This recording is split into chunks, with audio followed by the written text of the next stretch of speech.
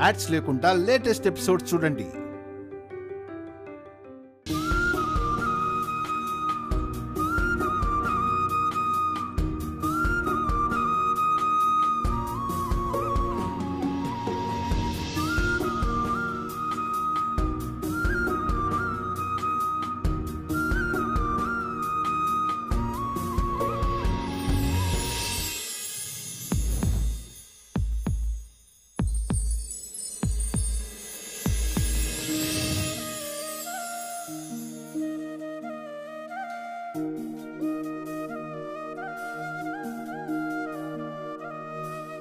కనులకు తెలియదే తనువుకు తెలుపదే వివరములడగదే నా గుండెలోతు సమయము కదలదే సకలము నిలవదే క్షణముక యుగమైన ఈ వింత ఖైదు నాలోన నువ్వు నేనైన నువ్వు నా కొంచె అంచుల్లో నీవే ఎదలోన తగువు నీ వల్లే వినవు ప్రతి చిత్రంలో వైచిత్రం నీవే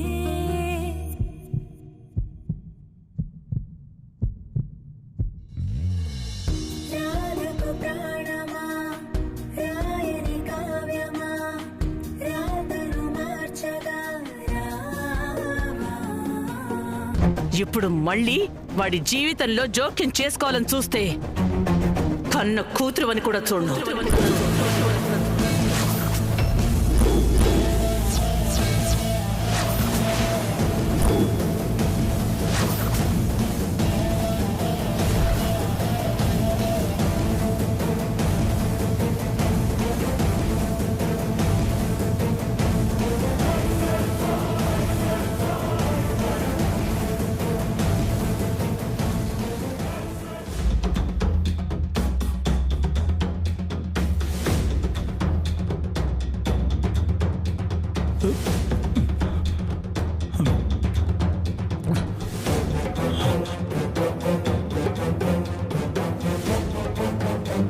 ఏంటి పల్లవి చనిపోయిన విషయం ప్రస్తావన రాగానే నువ్వు కరెంటు ప్లగ్లో తోకపెట్టిన కోతిలా అలా వణికిపోయావు?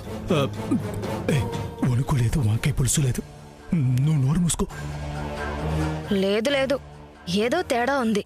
ఆ మాటకి మీ షాక్కి ఏదో సంబంధం ఉంది. సంబంధం లేదు, గిమ్మంతం లేదు. నువ్వు నోరు మూసుకుని వెళ్ళవే.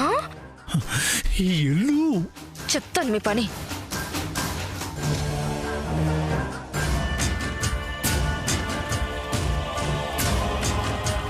అమ్మా, పల్లవి పోయి 4 ఏళ్ళయింది కదా. పల్లవితో పాటు అసలు నిజం కూడా సమాధి అయిపోయింది అనుకున్నాను.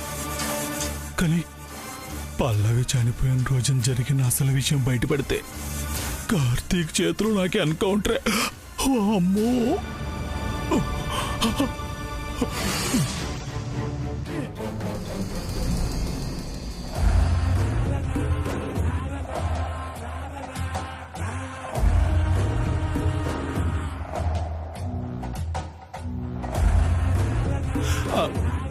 వదిలే. ఏంటి వరద బాధితుల్లా ముగ్గురు ఒకేసారి వచ్చారు? కొంపదీసి మీ అక్క మిమ్మల్ని బయటకు తరిమేసిందా ఏంటి? మా అక్క కాదు, భవిష్యత్తులో ఆ రాధికే మమ్మల్ని తరిమేద్దన్న భయంతో వచ్చాం. ఆ రాధిక మిమ్మల్ని ఎందుకు తరిమేస్తుంది? ఈ విషయం తెలియాలంటే ఇంతకు ముందు జరిగిన సీన్ నీకు తెలియాలి వదినే.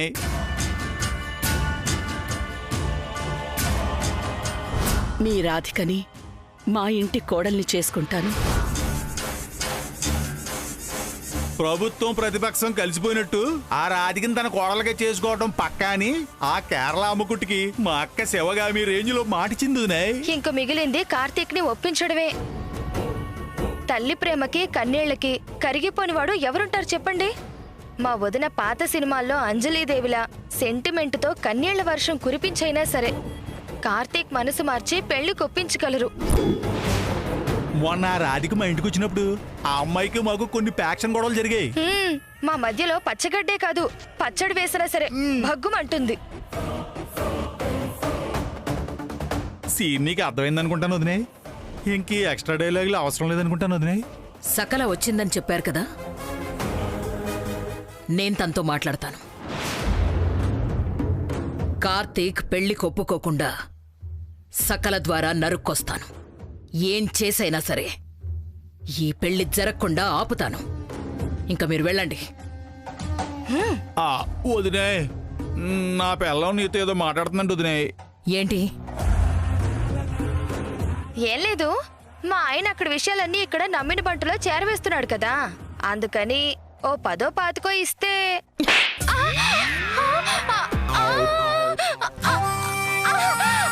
చచ్చర్రా దేవుడా! ఒకటి కొడితేనే బొంగరంలా గిర్రును తిరిగి పడ్డావు. 10 పాతికో కొడితే చచ్చిపోతావు. డబ్బులు అడిగితే కొడతావా? ఉండు, నీ కుట్రలన్నింటినీ మా ధర్మావతి వదినికి చెప్పేస్తాను. చెప్పు. మీ ఆయన ఫోన్ చేసిన కాల్ రికార్డ్స్ అన్నీ నా దగ్గరున్నాయి. వాటిని నేను కూడా ధర్మావతికి పంపిస్తాను. అప్పుడు మీ మొగుడు పెళ్ళాలిద్దరూ మార్తాపల్లి బస్టాండ్లో మల్లెపూలు అమ్ముకోవాలి. వదినే వదినే, అదేదో బుద్ధి తక్కువై కక్కుర్తి అడిగింది. మమ్మల్ని గోదావరి పాలు చెయ్యొద్దు వదినే.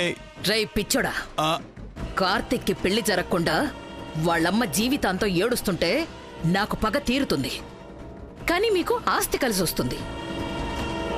కొంచెం బుర్ర పెట్టి ఆలోచించండి. ఒరేయ్, నీకేమన్నా కావాలా?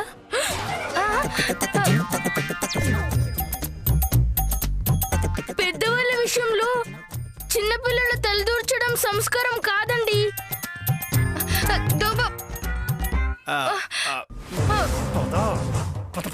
దూంబాబు, నాన్న దూంబాబు ఆగరా రై.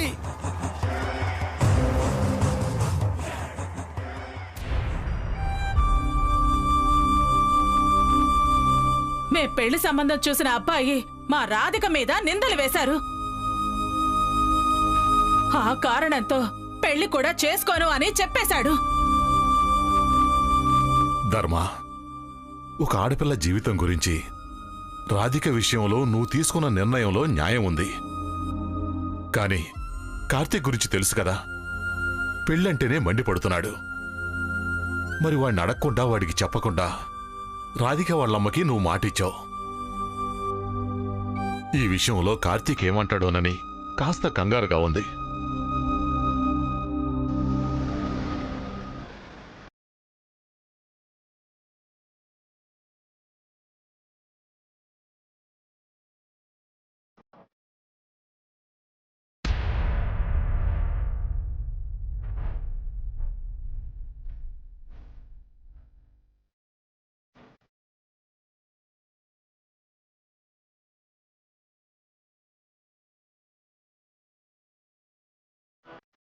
మా ఏమైంది? ఎందుకలా ఉన్నారు? రాధిక వాళ్ళ అమ్మొచ్చింది. ఎందుకు? తన కుటుంబం బ్రతకాలా చావాలా అని నిలదీసింది. తన కూతురికి న్యాయం చెయ్యమని అడిగింది. అసలు రాధిక ఏమైంది? ఆవిడెందుకలా మాట్లాడింది? రాధిక ప్రాణానికి హాని ఉందని తనను నువ్వు మన ఇంటికి తీసుకొచ్చావు. రాధిక మన ఇంట్లో 4 రోజులు ఉండటం గురించి నలుగురు 4 రకాలుగా మాట్లాడుకుంటున్నారు. ఈ విషయం చెప్పాలంటేనే కాస్త ఇబ్బందిగా ఉంది. నీ గురించి, రాధిక గురించి తప్పుగా మాట్లాడుకుంటున్నారు. ఎవరు అలా మాట్లాడుకుంటున్న బెదవలు? పోలీస్ డిపార్ట్మెంట్కి హెల్ప్ చేసిన అమ్మాయిని కాపాడుకోవడం ఒక పోలీస్ ఆఫీసర్గా నా డ్యూటీ. రాధిక ప్రాణాలకి హాని జరగకుండా కాపాడి నా డ్యూటీ నేను చేశాను. ఒక మంచి పని చేస్తే దాని గురించి తప్పుగా మాట్లాడుకుంటారా? షూట్ చేసి పారేస్తాను ఒక్కొక్కడిని. ఎంతమందిని షూట్ చేస్తావురా? ఎంతమందిని షూట్ చేస్తావు? అలా మాట్లాడుకున్న వాళ్ళని చంపితే రాధిక మీద పడే నింద పోతుందా?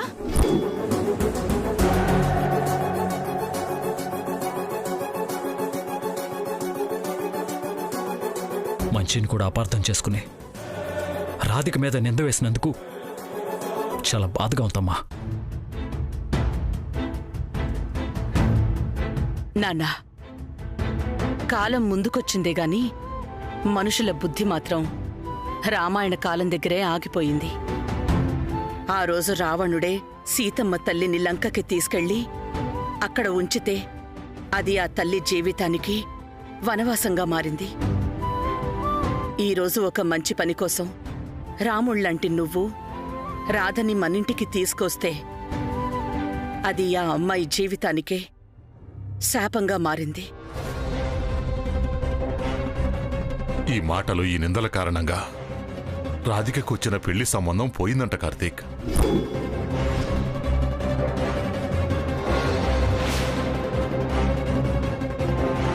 నా పెళ్లి చూపులు చెడుపడం వెనక ఈ సారి వారి హస్తమే కాదు, హస్తం గరిటి కూడా ఉందని నాకు డౌట్గా ఉంది. ఇదే విషయం రాధిక స్టేషన్కి వచ్చి చెప్పింది. ఏదో సరదాకి చెప్పింది అనుకున్నాను. ఎప్పుడూ జోకులు వేస్తుందని, తన జీవితంలో వచ్చిన దుఃఖం మీద కూడా జోకులు వేస్తుందనుకుంటే ఎలా కార్తీక్? ఇలాంటి సీరియస్ విషయాన్ని చెప్పే విధానం ఒకటి ఉంటుంది కదా నాన్న. కార్తీక్, నువ్విప్పుడు ఆలోచించాల్సింది తను ఎలా చెప్పింది అనేది కాదు, తన జీవితానికి ఎలా న్యాయం చెయ్యాలి అని. అంటే రాధికని నువ్వు పెళ్లి చేసుకోవాలి.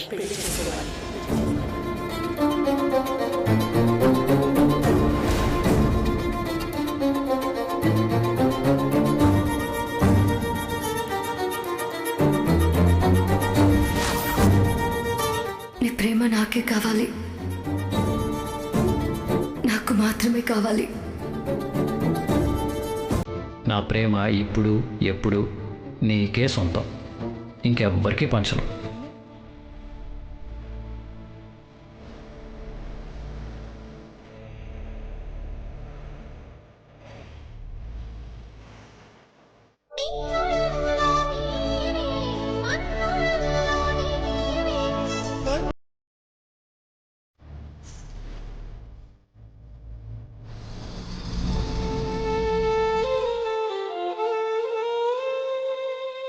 మా ఏం మాట్లాడుతున్నావు నువ్వు? అవును నాన్న, నువ్వు మంచి చెయ్యాలని చూసినా సరే అది రాధిక భవిష్యత్తుకి ప్రశ్నగా మారింది. అంతేకాదు, రాధికని పెళ్లి చేసుకోవడానికి ఎవ్వరూ ముందుకి రారు. అందుకే ఈ సమస్యకి, ప్రశ్నకి నువ్వు రాధికని పెళ్లి చేసుకోవడమే సమాధానం కావాలి.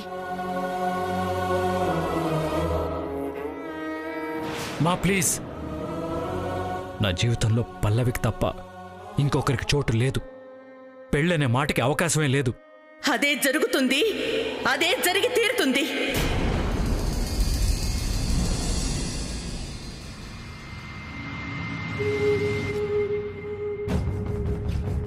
ఎందుకంటే ఆడవాళ్ల మనసు ఎంత అందంగా ఉంటుందో అంతకంటే ఎక్కువ సున్నితంగా ఉంటుంది.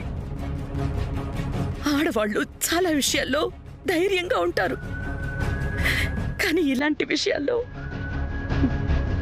మానసికంగా కృంగిపోతారు. ఆ బాధ ఒక్కోసారి వాళ్ళ ప్రాణాలు తీసుకునేదాకా వెళ్తుంది.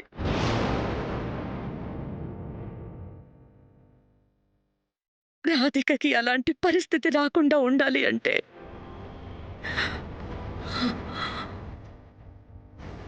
రాధికని నువ్వు పెళ్లి చేసుకోవడం ఒక్కటే మార్గం.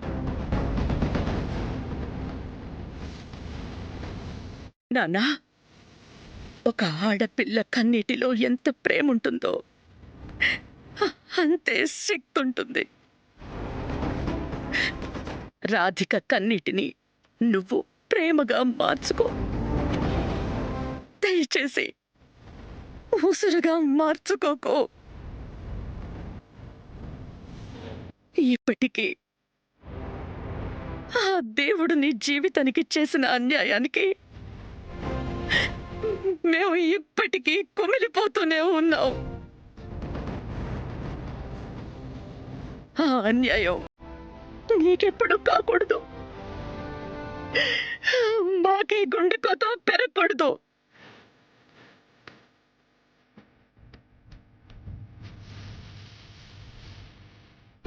కార్తీక్, నీ జీవితంలో శూన్యం ఉంది. రాధికకి నీ మీద ప్రేముంది. నువ్వు తనను పెళ్లి చేసుకుంటే అదొక కొత్త జీవితానికి నాంది అవుతుంది. నాన్నా, రాధిక రాధిక చాలా మంచి పిల్ల నాన్నా. తనకి 100 ఏళ్ల జీవితాన్నివ్వు. అంతేగాని ఆ జీవితం మొదలవ్వకుండానే ముగిసిపోవడానికి కారణం అవ్వకు.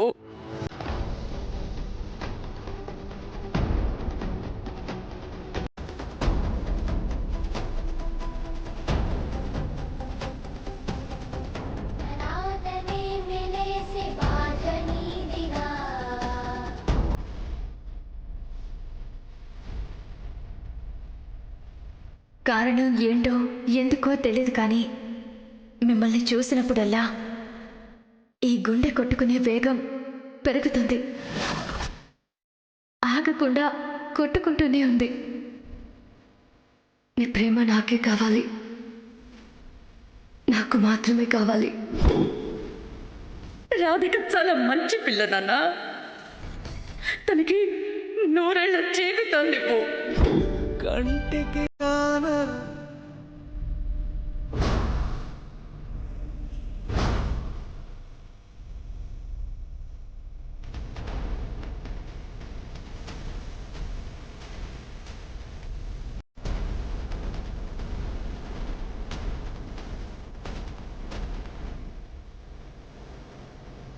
మా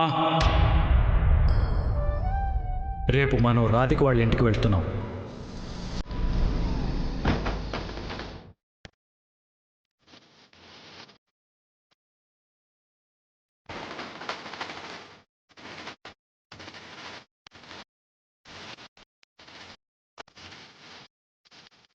అక్కడే అన్ని విషయాలు మాట్లాడదాం.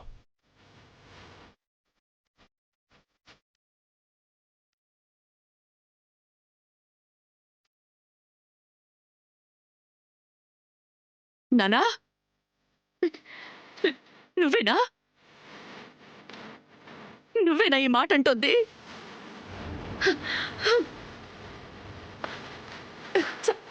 చాలా సంతోషం నాన్న. మాటల్లో చెప్పలేనంత సంతోషంగా ఉంది. ఈ అమ్మకి నువ్వు మంచి బహుమతి ఇచ్చావు.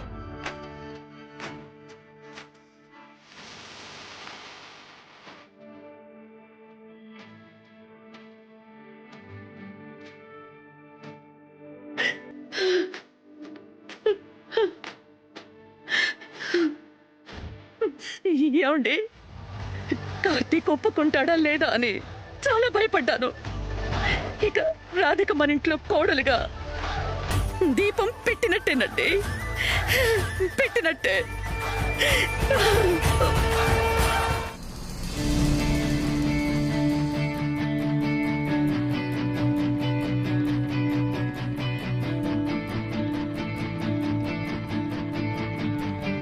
అమ్మా, కుమార్ అంకుల్ వాళ్ళ ఇంట్లో ఉన్నాను. మాగీ బర్త్డే కదా, చూసుకొని వచ్చేస్తాను. ఊరికే ఫోన్ చేయకో.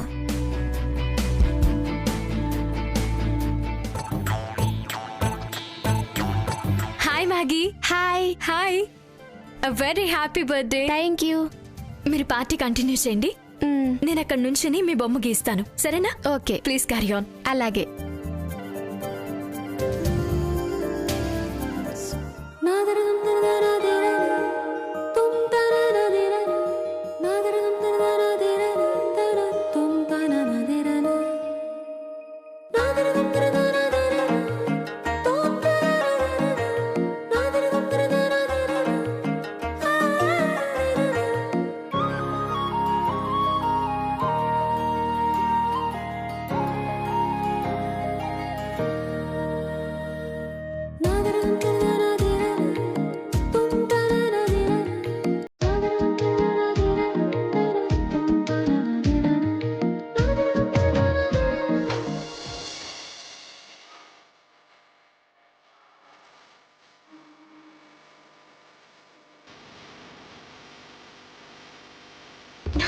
అయ్యి బాబోయ్, సార్ వారు చూసారా?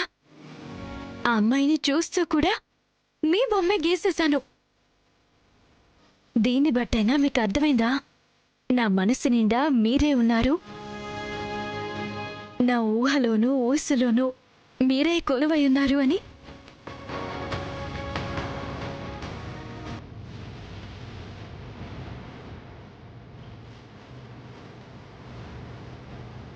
మీరు నా గుండె చప్పుడు శ్రీవారు. ఊపిరి తీసుకోకుండా అయినా ఉండగలనేమో గాని మిమ్మల్ని తలుచుకోకుండా ఉండలేను. మై డియర్ శ్రీవారు, కాసేపు మీరు నా ఊహలకి గ్యాప్ ఇస్తే ఆ బర్త్డే గర్ల్ బొమ్మ గీస్తాను, సరేనా?